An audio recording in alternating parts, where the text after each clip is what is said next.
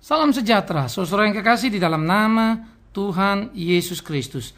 Masih kita terus memikirkan tentang persembahan persepuluhan untuk menemukan pemahaman yang utuh akan apa sebetulnya yang Tuhan mau. Ulangan pasal 14 ayat 22 sampai 29. Demikian firman Tuhan. Haruslah engkau benar-benar mempersembahkan 1/10 dari seluruh hasil benih yang tumbuh di ladangmu tahun demi tahun. Di hadapan Tuhan Allahmu di tempat yang akan dipilihnya untuk membuat namanya diam di sana. Haruslah engkau memakan persembahan persepuluhan dari gandum, dari anggurmu dan minyakmu, ataupun dari anak-anak sulung lembu sapimu dan kambing dombamu, supaya engkau belajar untuk selalu takut akan Tuhan Allahmu. Apabila dalam hal engkau diberkati Tuhan Allahmu, jalan itu terlalu jauh bagimu sehingga engkau tidak dapat mengangkutnya, karena tempat yang akan dipilih Tuhan untuk menegakkan namanya di sana terlalu jauh dari tempatmu. Maka haruslah engkau menguangkannya dan membawa uang itu dalam bungkusan dan pergi ke tempat yang akan dipilih Tuhan Allahmu. Dan haruslah engkau membelanjakan uang itu untuk segala yang disukai hatimu, untuk lembu sapimu, kambing dombamu, untuk anggur atau minuman yang memabukkan atau apapun yang diingini hatimu. Dan haruslah engkau makan di sana di hadapan Tuhan Allahmu dan bersukaria, engkau dan seisi rumahmu. Juga orang Lewi diam di dalam tempatnya, janganlah kau abaikan, sebab ia tidak mendapat bagian milik pusaka bersama-sama engkau. Pada akhir 3 tahun engkau harus mengeluarkan segala persembahan persepuluhan dan hasil tanahmu. Dalam tahun itu engkau menaruhnya dalam kotamu. Maka orang Lewi, karena dia tidak mendapat bagian milik pusaka bersama-sama engkau, dan orang-orang asing, anak yatim, janda, dan yang di dalam tempatmu akan datang makan dan menjadi kenyang, supaya Tuhan Allahmu memberkati engkau di dalam segala usaha yang dikerjakan tanganmu. Saudaraku yang kekasih, ini menjadi bagian yang perlu untuk kita pikirkan bersama-sama di dalam Ulangan pasal 14 ini. Begitu pula di dalam Maleakhi pasal 3 ayat 10. Maleakhi 3 ayat 10. Bawalah seluruh persembahan persepuluhan itu ke dalam rumah perbendaharaan, supaya ada persediaan makanan di rumahku, dan ujilah aku, firman Tuhan semesta alam. Apakah aku tidak membukakan bagimu tingkap-tingkap langit dan mencurahkan berkat kepadamu sampai berkelimpahan. Saudara, ini menjadi menarik kalau kita baca, maka dengan jelas dalam Ulangan diatur bagaimana persepuluhan itu dipergunakan. Ada periode-periode tertentu. Bahkan si pemberi persepuluhan juga diberi kesempatan untuk menikmati. Unik ya. Nah, ini penuh dengan peraturan-peraturan ritual. Tetapi yang menjadi penting apa sebetulnya menjadi semangat daripada tujuan persepuluhan itu? Nah, ini yang menjadi perlu. Nah, ini yang suka dilupakan. Tujuan pertama daripada persepuluhan sudah jelas bahwa itu adalah satu, alokasi dana untuk orang Lewi yang tidak mendapatkan tanah hak. Oke, itu normal dari jatah tanah yang mereka pilih. Tetapi kemudian seperti yang sudah saya bicarakan di waktu yang lampau atau sebelumnya, bahwa 12 suku Lewi tidak dapat, 11 dapat. 11 memberi 10%, berarti 110, itu hitungan gampang. Sementara 100 mereka dikurangi 10, mereka sudah persembahkan, dari 100% hasil mereka tinggal 90. Apakah untuk memperkaya Lewi? Kan tidak. Tetapi kenapa? Karena Lewi adalah suku yang diberi wewenang untuk mengurus rumah Tuhan. Ya. Nah, kita sudah juga membicarakan bagaimana sebetulnya tujuan daripada perpuluhan itu adalah untuk memelihara rumah Tuhan. Lalu untuk memelihara Tuhan juga memelihara orang yang memelihara rumah itu, yaitu Lewi. Ya, ini penting untuk kita perhatikan. Jadi rumah Tuhan dan Lewi yang memelihara rumah Tuhan. Mereka untuk itulah. Tetapi apakah hanya untuk mereka saja? Ternyata tidak. Tetapi juga apa yang harus dikerjakan dalam pelayanan supaya tidak terabaikan. Di sana ada yang disebut janda miskin orang Israel ataupun orang-orang asing. Nah, saudara, pada bagian-bagian Alkitab dengan jelas Tuhan akan menjadi Tuhan yang marah kalau kemudian janda miskin diabaikan. Karena janda miskin adalah menjadi bagian daripada kehidupan jemaat yang harus diperhatikan. Artinya realita di dalam ekonomi tidak membuat janda kaya misalnya mengabaikan janda miskin, tidak boleh. Tetapi sistem yang dibuat di dalam Alkitab mengakibatkan kita ada pada kewajiban untuk saling mengasihi pada dirinya pada situasi yang ada. Bagaimana kita berbagi pada sesama kita. Sistemnya begitu. Sama seperti Lewi tidak dapat tanah tapi menerima perpuluhan. Lewi menerima perpuluhan mengelolanya untuk bait Allah, untuk dirinya, dan janda miskin ini. Sehingga janda-janda miskin Israel ada dipelihara Tuhan. Dipelihara Tuhan lewat apa? Lewat uang yang diberikan oleh suku-suku 10% itu. Nah, dari mana mereka dapat uang 10%? Dari hasil 100%. Jadi income mereka 100 kan dikeluarkan 10. Dari mana mereka dapat income itu? Itu kan dari Tuhan kan. Nah, karena income-nya dapat dari Tuhan, lalu Tuhan perintahkan dari income itu dikeluarkan 10% dan mengatur semuanya, belum lagi persembahan sukarela, persembahan ini dan itu dan banyak sekali. Nah, itu harus diatur. Jadi maintenance rutinnya, ditambahkan lagi hal-hal lain yang berkaitan dengan proyek-proyek daripada bait Allah kan begitu. Nah, maka kita dengan segera bisa melihat tujuan perpuluhan adalah kesejahteraan. Baik bagi imam, kesejahteraan baik bagi tempat ibadah yaitu rumah Tuhan, kesejahteraan juga untuk janda miskin. Nah, kalau begini memang kan menarik saudara. Sehingga ini menciptakan pemerataan kan. Nah, ini yang perlu. Dan konsep pemerataan ini pun terasa kental dalam 2 Korintus pada waktu Paulus berkata, kau yang kaya memberi bukan supaya kau kekurangan. Lalu yang miskin menerima bukan supaya jadi kaya. Tetapi supaya ada keseimbangan. Perhatikan, supaya ada keseimbangan. Jadi tidak ada pemaksaan di sana. Saudara-saudara yang kekasih, bukan hanya itu saja.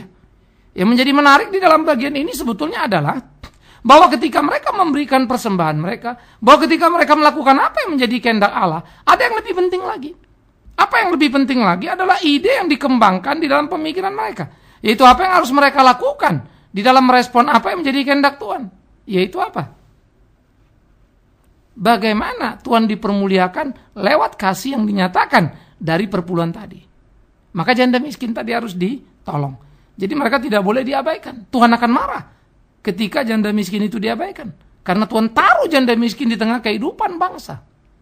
Tuhan taruh janda miskin di tengah kehidupan gereja. Nah, maka itu ada ketentuan tentang janda miskin. Siapa yang disebut janda, bagaimana peraturan tentang miskin, itu juga nggak sembarang. Kalau miskin dikasih tetap mabok terus, ya bikin nggak tahu diri, dapat 10 perak, makanya 20 perak, itu yang nggak diurus. Jadi ada tata tertib juga mengatur itu. Jadi ini nggak sembarang. Karena memang Tuhan adalah Tuhan yang tertib. Ya, jadi kita kalau mau perhatikan peraturan perhatikan semua. Jadi jangan cuma sepotong-potong saja. Jangan cuma mau perpuluhannya diberikan, tapi penggunaannya terabaikan. Nah, kemudian aspek yang berikut juga yang harus adalah pertama tadi adalah untuk rumah Tuhan tadi, kedua itu untuk hamba Tuhan yaitu Lewi, ketiga untuk janda miskin. Itu lingkup Israel. Tapi yang keempat untuk orang asing. Kenapa? Kalau kita menemukan di dalam membaca di dalam kitab Pentatuk, kitab Musa, dengan segera kita menemukan bagaimana Tuhan mengajar orang Israel supaya mereka jangan keras, jangan kasar terhadap orang asing. Tapi bagaimana mereka mempedulikan, memperhatikan orang asing. Bagaimana mereka juga harus mengurus orang asing. Argu apa yang Tuhan kasih? Tuhan ingatkan Israel begini. Ingat, kau pun dulu orang asing kau terbuang kau. Dan jangan lupa, waktu kau orang asing di tanah Mesir, teraniaya kau. Tahu sakitnya sebagai orang asing. Maka jangan lagi menyakiti orang asing. Orang asing tidak punya kesempatan hidup di rantau. Banyak yang menghadapi kebuntuan. Bantu dia. Itu kisahnya. Sehingga dengan demikian, orang-orang asing ini akan tahu betapa baiknya Allahmu. Dengan demikian, mereka akan menyadari itu dan menyembah Tuhan Allahmu. Waduh. Ini menjadi sesuatu yang perlu, saudara. Inilah menjadi sebuah kesaksian di dalam tindakan yang utuh. Ya. Sehingga bukan menjadi sekedar tradisi saja, bukan menjadi sekedar satu model saja, tapi dia betul-betul sesuatu tindakan yang memiliki tujuan. Maka dengan demikian, kehadiran gereja Tuhan, kehadiran bait Allah itu, kehadiran orang Israel, bukankah jadi berkat yang luar biasa di dunia ini di mana mereka ada? Yes. Karena orang asing pun bisa mengecapnya. Mereka yang terbuang di rantau orang diurus oleh orang Israel. Mereka yang kesulitan makan di rantau orang bisa makan minum karena Israel. Alangkah indahnya. Maka tiap janda miskin mereka pun bersyukur sekalipun dalam kemiskinan. Tapi mereka adalah orang Israel yang takut Tuhan. Yang hidup mereka ditolong oleh saudara-saudara Israel yang lainnya. Sehingga yang kaya tidak untuk berpangku tangan menikmati kekayaannya. Tetapi memberikan hasilnya untuk menolong saudara yang lainnya. Nanti jangan lupa ya, ini persembahan bukan hanya persepuluhan. Ada persembahan sukacita, sukarela, dan seterusnya lagi. Masih banyak lagi. Maka dengan demikian pengelolaan rumah Tuhan adalah menciptakan sebuah keseimbangan. Ini harus menjadi tujuan yang terasa, tujuan yang nyata, tujuan yang bisa dilihat dalam konteks persembahan. Termasuk persepuluhan ini. Pemerataan. Jadi bukan penimbunan, bukan penumpukan, apalagi pada satu orang. Lalu kaya raya sendiri dan makan tidur dari situ. Itu kejahatan. Pemerataan tubuh Kristus. Keseimbangan. Jadi kalau kita mau membaca tentang perpuluhan, baca dulu semua Pentatuk. Konsepnya kita temukan dulu secara garis besar. Bagaimana mereka dididik, dilatih oleh Tuhan. Dan bagian berikutnya, ternyata persepuluhan itu juga menegakkan satu prinsip yang menjadi penting. Bahwa Tuhan adalah Tuhan Allah yang menyertai mereka. Ya. Tuhan adalah Tuhan Allah yang ada, yang hadir bersama-sama dengan mereka. Sehingga namanya dikatakan ada di sana. Sehingga dengan melakukan ketetapan-ketetapan Tuhan tadi, dengan memberikan persepuluhan, maka dikatakan itu menjadi pengakuan akan Tuhan yang berkuasa di atas kita. Balik-balik lagi. Maksudnya itu apa ya? Bahwa Tuhan itu ada dan berkuasa. Sehingga dengan demikian, orang bisa merasakan pemeliharaannya yang nyata. Dari apa ya? Janda miskin, yatim tadi merasa betul. Karena mereka boleh menikmati rezeki dalam kesulitan mereka hadapi. Yaitu uang persepuluhan tadi yang dipakai. Untuk memaintain. Sehingga nyatalah kehadiran Allah di sana. Tapi bagaimana kita mau bilang Allah itu ada, Allah itu hadir? Kalau yang kaya 1-2 orang saja misalnya dari perpuluhan. Dia kenyang, sementara yang lain susah, miskin, kere, tetap aja begitu. Bagaimana mau mengatakan Allah hadir di situ? Mana bisa? Oleh karena itulah saudara yang kekasih, pemahaman kita akan kebenaran itu harus utuhnya. Jadi nggak bisa sepotong-sepotong. Nah, inilah yang perlu untuk kita pikirkan bersama. Inilah yang perlu untuk kita perhatikan. Sehingga dengan demikian kita mengerti akan apa yang menjadi kehendak Tuhan dalam hidup kita. Dan kita melakukan apa yang menjadi ketetapan-ketetapannya. Sehingga kita bisa menjadi gereja yang bertumbuh, berkembang dalam hidup ini. Itu yang harus. Jadi persepuluhan tidak untuk menumpuk dan memperkaya satu orang. Tapi persepuluhan adalah pendistribusian, pemerataan. Sehingga yang kaya tadi, yang kerja, yang dapat tanah berkewajiban membawa 10% dari hasil mereka. Tuhan sudah tetapkan. Tapi bukan untuk melimpah kaya buat ahli-ahli Tauratnya atau buat imam-imam Lewinya. Kalau gitu berarti kan yang seperti saya bilang aneh bin ajaib. 11 suku memberikan 10 dapat 110. Lewinya kayak pesta pora dah. Karena sesudah memberi 10 yang 100 sisa 90. Berarti selisih kekayaan antara Lewi dan suku-suku lain. Lewi lebih kaya 20%. Dengan duduk-duduk saja istilahnya kan mengurus bait Allah itu. Mereka yang berkeringat. Masa cuma dapat 90? Kan tidak itu maksud Tuhan. Tapi ada pemerataan di dalam hidupnya. Karena panggilan orang Lewi bukanlah menumpuk harta benda. Panggilan orang Lewi bukanlah untuk menjadi kaya raya. Panggilan orang Lewi adalah berbagi diri. Menciptakan. Perhatikan tadi. Keseimbangan. Pemerataan. Kalau saja semangat gereja adalah ini. Indah bukan? Dan memang untuk itulah aturan-aturan main Tuhan buat. Di waktu lampau, Karl Marx, ya bapaknya dari komunisme, adalah orang yang kecewa terhadap gereja. Dia melihat gereja menjadi kaki tangan kapitalis, dan gereja sendiri menjadi kapitalis. Orang hanya sibuk dan ribut memikirkan aset dan mengatur asetnya. Karl Marx kecewa. Lalu dia mendirikan komunis dalam idenya tentang komunitas. Apa yang dilakukan oleh Karl Marx? Semangat yang dikembangkannya sama rasa, sama rata. Perhatikan, dia coba memikirkan sama rata. Ya, sehingga harta kekayaan tidak milik 1-2 orang tuan tanah, tapi milik biro, milik organisasi. Walaupun sebetulnya dia hanya merubah kekayaan dari 1 orang menjadi 1 yayasan ataupun organisasi yang kuat kan gitu. Para pemimpin. Tetapi pikiran dari Karl Marx yang sejati itu adalah kekecewaan dia terhadap gereja itu. Karena dia lihat gerejanya memperkaya diri. Lahirlah komunisme. Dan saking kebablasannya, kecewanya, dia jadi ateis. Maka Tuhan itu dipahami dari apa yang dilakukannya. Ironis ya.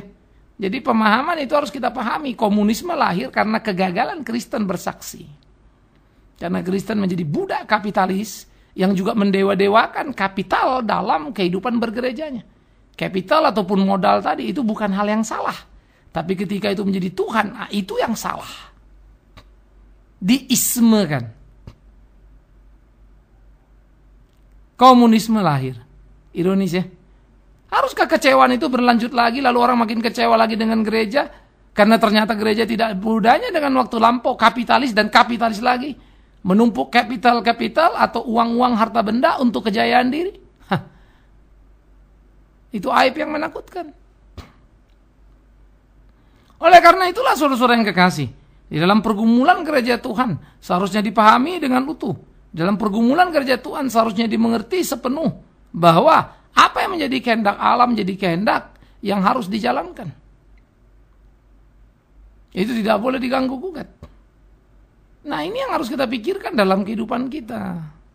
Sehingga dengan demikian saudara yang kekasih, hari-hari kita akan menjadi hari yang menyenangkan hati Tuhan kita.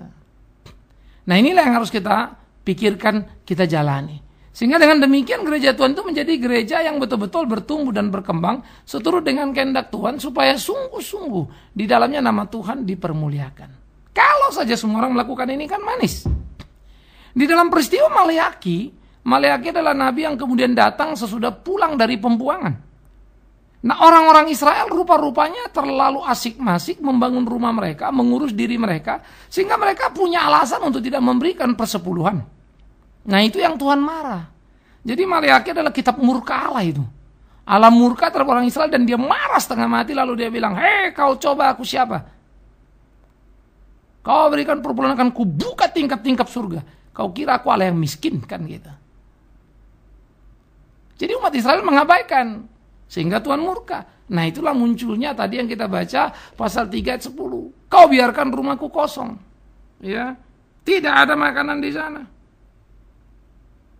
Kau pikir aku tidak bisa melimpahkan kau dengan berkat. Tapi ingat, itu bukan ayat yang positif dalam arti kata ayat yang bukan positif lah, ayat yang tepat, bukan ya.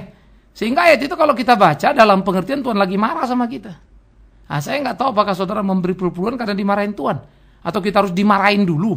Akan kubuka tingkap surga. Kau pikir kau siapa? Yo, kalau kita dalam konteks itu ya memalukan atuh.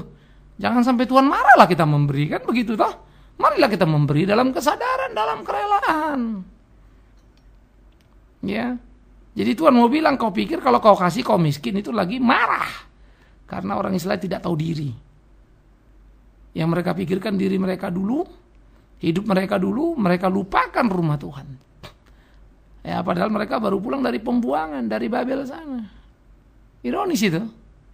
Sehingga saya pikir Nabi kalau berlaku keras gitu wajar itu. Sudah seharusnya itu. Jadi lihat dulu tiap konteks, tiap peristiwa, apa latar belakangnya, kenapa itu dipakai, pasnya itu kemana. Itu memang ayat cocok banget kalau saudara orang bebal, saudara mau hanya ambil semua untuk diri sendiri, cocok ayat itu dipakai. Memarahi kau, kalau kau pikir kau dengan memberi miskin, Tuhan akan membuka tingkap surga dari kau. Kalau kau orang bebal, saya nggak tahu apakah saudara harus diingatkan dengan ayat itu karena saudara bebal. Semoga tidak. Maka marilah memberi dengan kesadaran. Bukan karena persoalan itu. Karena setiap orang sadar, tanah pusaka yang dimiliki orang Israel adalah datang dari Tuhan. Tuhan yang memberikan tanah itu pada mereka. Bagaimana mereka bisa lupa? Maka Tuhan marah. Begitu pula kita. Dari mana rezeki kita? Dari Tuhan. Bagaimana kita bisa lupa pada si pemberi rezeki? Pasti Tuhan akan marah. Tak perlulah Tuhan marah baru kita memberi. Tak perlulah Tuhan berdebat pada kita baru kita kemudian menyadari. Ironis ya? Jangan. Nah, karena itu saudara, marilah kita memberikan perpuluhan tadi sehingga nyatalah Tuhan di dalam kehidupan kita dan nyatalah bagi orang dengan melihat betapa Tuhan ada dalam hidup kita. Kenapa? Karena kita memikirkan mereka jadi berkat nyata bagi mereka. Tuhan memberikan kita kekayaan bukan tanpa tujuan, supaya kita jadi berkatnya bagi orang yang ada di sekitarnya.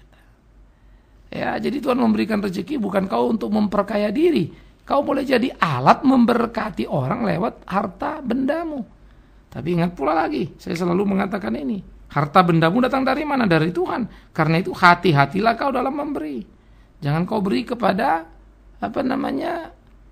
serigala berbulu domba yang tampaknya bagus habis tapi memakan untuk perutnya sendiri. Hati-hati kau. Karena Tuhan akan marah padamu. Uang itu bukan uangmu. Tuhan yang kasih itu. Jadi saudara tidak boleh tidak mau tahu. Karena saudara harus bertanggung jawab terhadap berkat Tuhan. Ya, saya suka bilang, jangan bilang, itu urusan dia dengan Tuhan lah. Kalau sudah tahu, maaf kata, misalnya ada orang pemimpin rohani tapi penipu, nggak beres hidupnya, memperkaya diri sendiri. Lalu omongin itu segala macam, manis, menarik, lalu saudara beri. Saudara tahu itu nggak beres. Bodoh amat kalau memang dia nggak beres, urusan dia dengan Tuhan. Celaka kau, itu urusanmu dengan Tuhan. Kau mesti mau tahu, sehingga bertanggung jawab tepat memberikan ke dalam rumah Tuhan yang tepat, bukan yang palsu. Yang bertanggung jawab, bukan yang seenaknya. Jadi kita tidak boleh bersembunyi di balik kata urusan dia dengan Tuhan. Salah, itu urusanmu dengan Tuhan. Karena persembahan itu ada di tanganmu dan kau harus bawa ke rumah Tuhan. Rumah yang murni, rumah yang benar. Yang mana rumah Tuhan? Di mana Tuhan dipermuliakan? Yang mana rumah Tuhan? Di mana Tuhan ditinggikan? Kalau gereja adalah organisasi sebuah merek. Ya, saya tidak menganjurkan jemaat saya untuk memberikan persembahan perpuluhan di tempat saya. Kalau gerejanya benar, jalannya benar, dukung. Tapi kalau gereja kita nggak benar, jangan, beri tempat lain yang lebih benar. Di mana Tuhan murni diberitakan. Maka kita harus jadi gereja yang terbuka, yang siap diuji, yang siap dibedah. Kalau memang nggak ada apa-apa kan kita nggak perlu takut toh. Kalau semua terbuka, apa yang kita takutkan? Tuhan yang pelihara gerejanya, ya kan? Nah jadi saudaraku, tujuan perpuluhan harus dipahami dengan tepat, dengan jeli. Sehingga sungguh-sungguh lewat persembahan itu Tuhan dipermuliakan. Dengan orang melihat, karena mereka merasakan apa yang mereka bisa nikmati. Orang asing janda miskin berkata, puji Tuhan. Karena semua berjalan untuk kemuliaan nama Tuhan. Tuhan menolong kita, Tuhan memberkati kita, dan kiranya saudara terus mencermati, menjadi jeli, menjadi pintar, menjadi bijak dalam hidup ini. Tidak hanya ikut-ikutan, lalu tenggelam dan terbawa arus yang salah. Kiranya kita menjadi orang Kristen unggulan. Amin. Mari kita berdoa. Tuhan, kami bersyukur, kami berterima kasih kepadamu atas cinta kasih-Mu, pemeliharaanmu yang utuh, yang nyata. Kau memberikan kami kesempatan, boleh memberikan persepuluhan dalam kehidupan kami. Ingatkan kami, 100% semua milik kami adalah milik-Mu. Ajar kami bertanggung jawab, khususnya dalam pengelolaan tujuan persepuluhan, sehingga gereja-Mu, hamba-hamba-Mu, janda miskin, orang asing terpelihara di dalamnya. Oleh karena apa yang menjadi kehendak-Mu. Maka nama-Mu dipermuliakan di sana ya Tuhan. Tolong kami, mampukan kami. Terima kasih Bapa di dalam surga, demi Yesus Kristus Tuhan kepala gereja yang sejati. Kami menyerahkan segenap hidup kami. Terpujilah Tuhan. Amin.